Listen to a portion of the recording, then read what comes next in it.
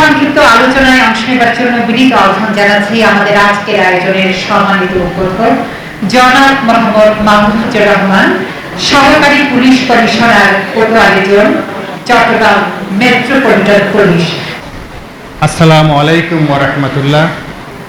অসহায় নারী, পুরুষ ও শিশু কল্যাণ ফাউন্ডেশনের উদ্যোগে আয়োজিত এইচএসসি আলিম কৃতি শিক্ষার্থীদের সংবর্ধনা অনুষ্ঠানের সম্মানিত সভাপতি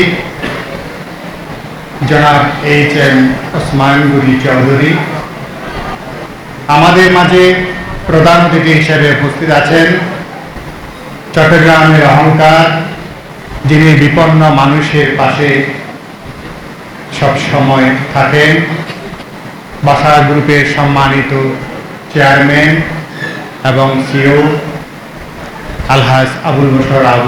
আমাদের মাঝে উপস্থিত আছেন মনোপুর কোম্পানির জেনারেল ম্যানেজার জনাব আমানুল আলম।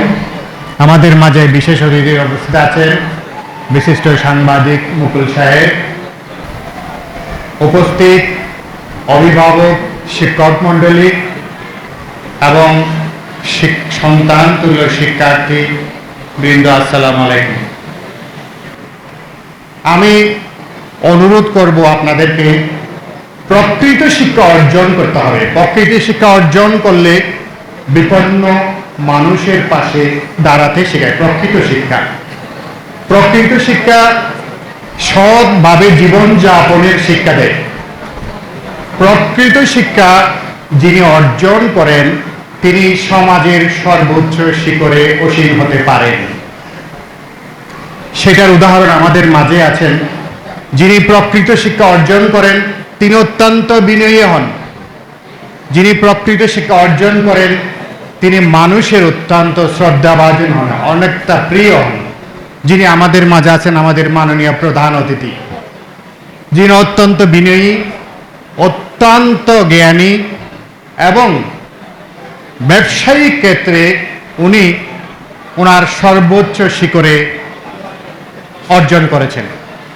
আমি আজকে যে সকল শিক্ষার্থী এখানে এসেছেন, শিক্ষার পাশাপাশি মেধা মননে আপনার মেধা বিকাশে আপনাকে খেলাধুলার প্রতিও মনোযোগ দিতে হবে।